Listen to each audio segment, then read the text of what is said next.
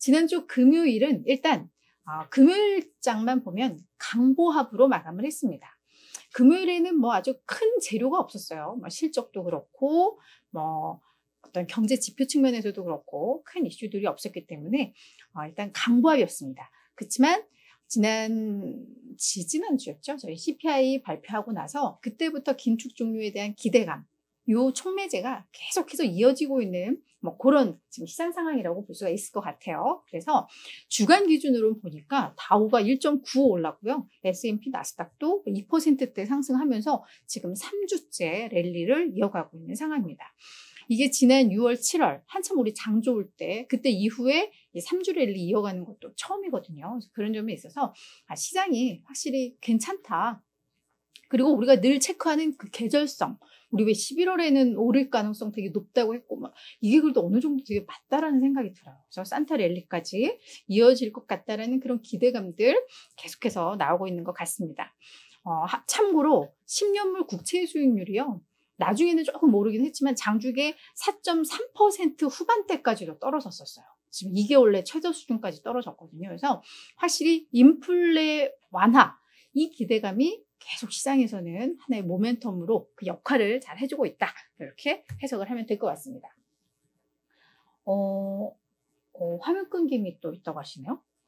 네네, 그거. 화면 끊김 현상은 저희가 다시 한번 여기서 잡을 수 있는 거는 잡아볼게요. 최근에 뭐 구글도 그렇고 저희 회사도 그렇고 뭔가 많이 조금 불안한 것 같긴 한데요. 네, 이거 좀 확인을 해보도록 할게요.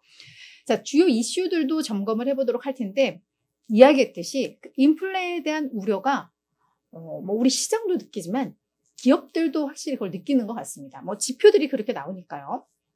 3분기 실적 발표하면서 이게 팩트셋에서 집계한 내용인데 S&P 500 기업들, 그러니까 500개 기업 중에 뭐 인플레이션이 우려되고 뭐 인플레이션이 앞으로 우리 실적에 어떤 영향을 미칠 것 같고 이렇게 인플레이션을 되게 중요한 요소로 언급한 회사가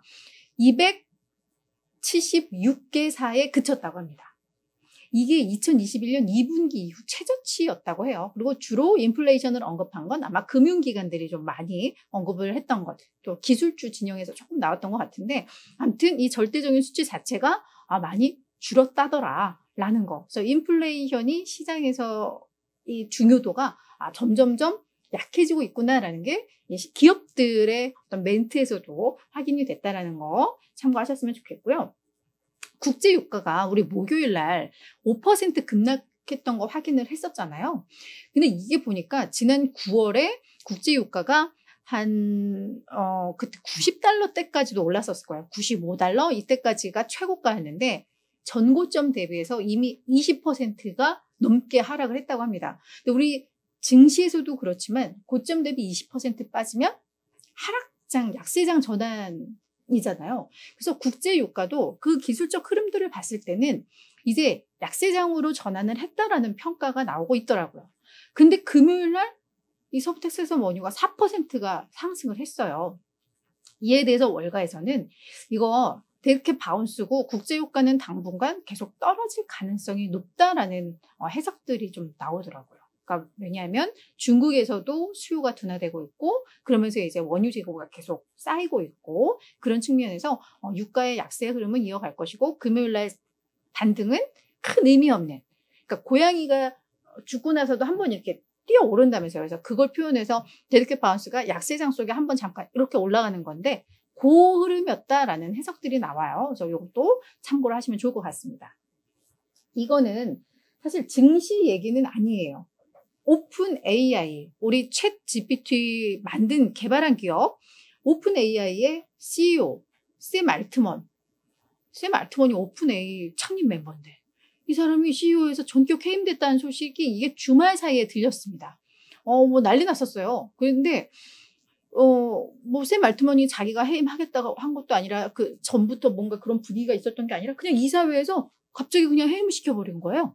그러면서 뭐 우리 이사회와 샘 알트먼이 제대로 소통을 하지 않는다. 뭐 불통, 뭐 그거 이유로 하나.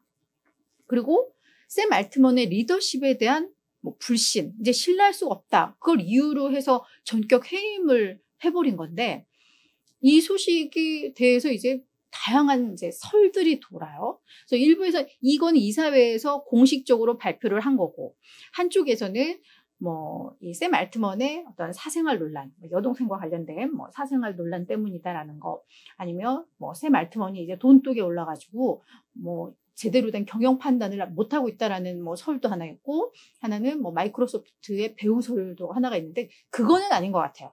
왜냐면 마이크로소프트 배우설도 처음에는 그거 아니었는데, 지금 이 마이크로소프트와 주요 투자자들이 다시 샘 알트먼을 뭐 CEO로 복귀시키기 위한 뭐 노력들을 한다라는 것도 좀 전해졌기 때문에 그냥 다 추측들인 것 같은데, 요 소식이 전해져서 지금 약간 혼란의 국면에 좀 빠져 있다라는 거, 요거는 그냥 앞으로 어떻게 전개가 될지. 그래서 오픈 AI가 이것 때문에 흔들리면 마이크로소프트가 지금 오픈 AI에 또 투자를 통해서 막 올라가고 있는데, 이 자리를 그럼 누가 또 이 혼란의 틈을 타서 누가 이 굳건하게 올라갈 것이냐, 뭐 이런 것들도 지금 이슈로 이어지고 있는 상황인 만큼 요거는 저희가 어떻게 흘러가는지 계속 체크해야 될 것 같습니다. 그래서 요런 이슈가 있었다라는 거, 요거 참고를 했으면 좋겠습니다.